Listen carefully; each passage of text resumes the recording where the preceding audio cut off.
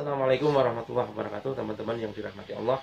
Izinkan di penghujung Ramadan ini saya menyampaikan muhasabah, terutama untuk saya sendiri dan umumnya untuk teman-teman sekalian.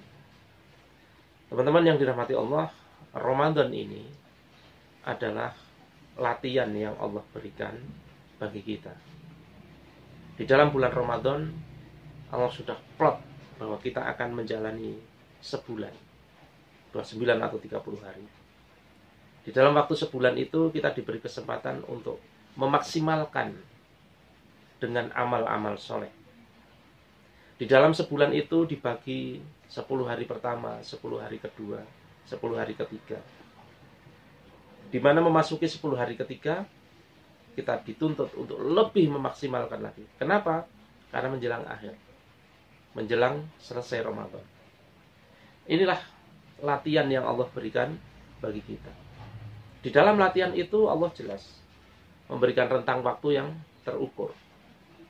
Tetapi nanti di dalam kehidupan nyata, waktu yang Allah diberikan kepada kita itu kita tidak diberitahu. Kalau di dalam Ramadan Allah jelas berikan waktu 1 bulan. Tetapi kalau di dalam kehidupan nyata kita tidak tahu Allah memberi waktu kita berapa? 20 tahun, 30 tahun, 40 tahun, 50 tahun, 60 tahun, 70 tahun.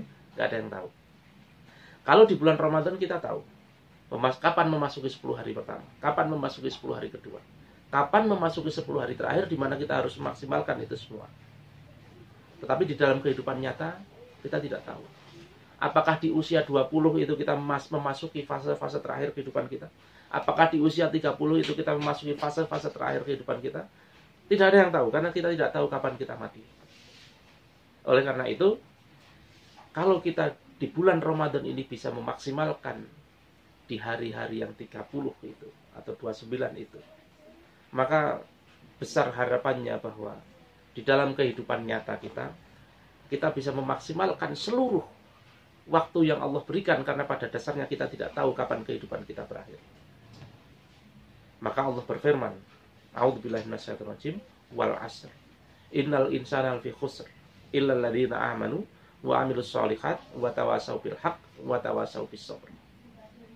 Wal 'asr, demi masa. Tetapi secara spesifik Allah di sini memberikan waktu asar. Waktu asar. Demi waktu asar. Kenapa Allah memilih kata asar? Tidak zaman secara umum. Di dalam tradisi Quraisy, di mana orang-orang Quraisy itu secara mayoritas adalah pedagang. Waktu asar adalah waktu di mana mereka menghitung-hitung dagangan mereka.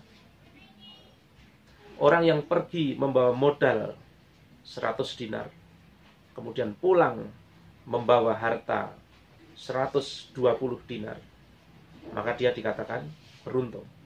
Tetapi kalau pergi membawa 100 dinar, kemudian pulang membawa 90 dinar misalnya, maka dia disebut merugi. Seseorang disebut rugi ketika pulang membawa hasil yang lebih kecil dari modal. Dan dia dikatakan beruntung ketika pulang membawa hasil melebihi modal.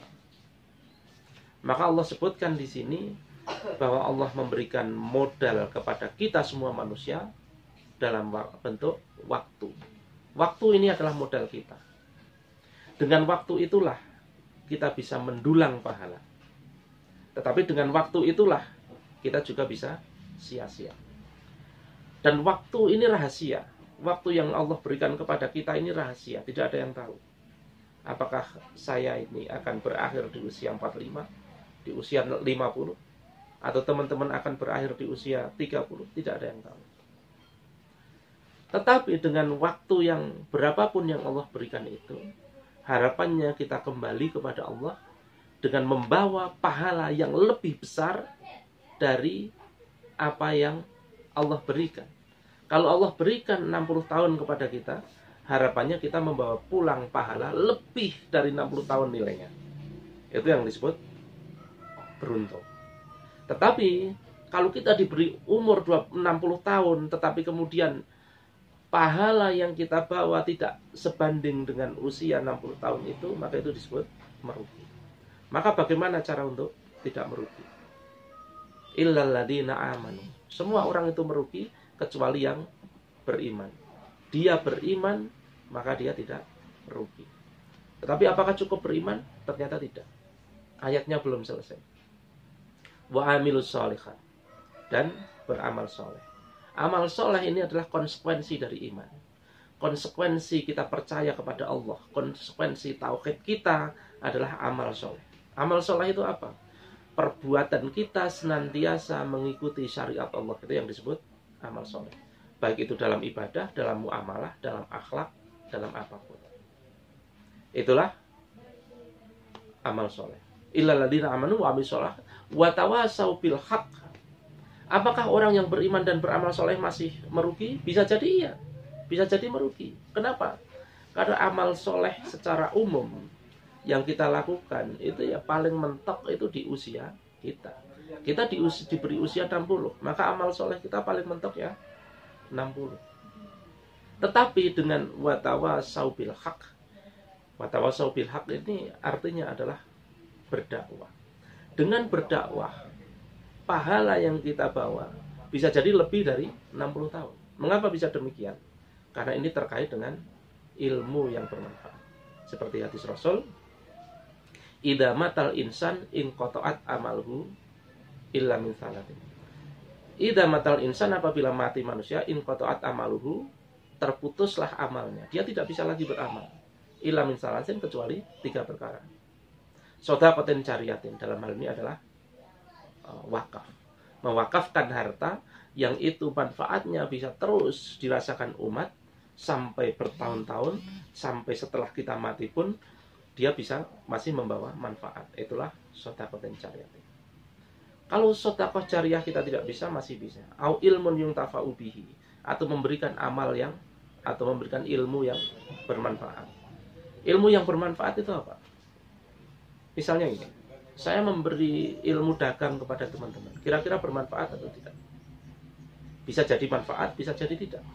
Kalau saya hanya ansih memberikan ilmu dagang, tanpa ilmu syariat dagang, tanpa ilmu fikih dagang, maka bisa jadi itu tidak manfaat.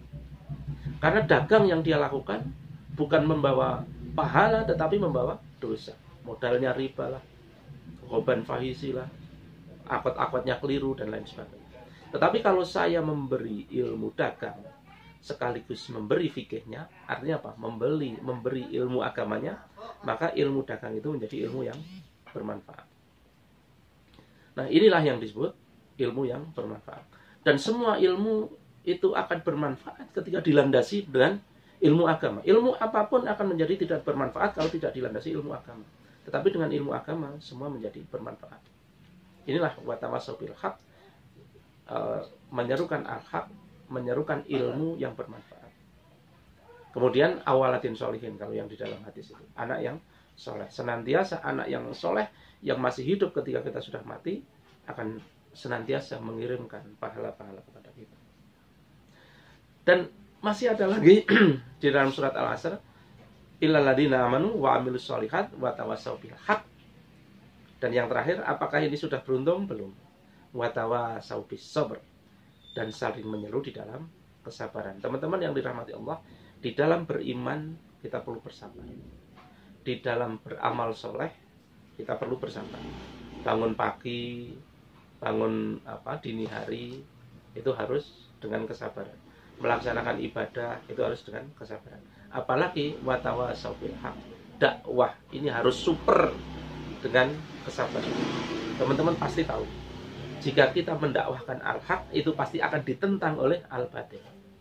Seperti halnya Rasul berdakwah di Mekah, dicerca, difitnah, dan lain sebagainya. Maka tidak aneh kalau kita hari ini berdakwah kemudian difitnah, dicerca. Justru aneh kalau berdakwah, berislam, tapi dipuji-puji sama orang kafir. Itulah yang salah, jelas salah. Karena yang namanya dakwah itu pasti akan tidak disukai oleh kebatilan, orang penyeru kebatilan, orang kafir.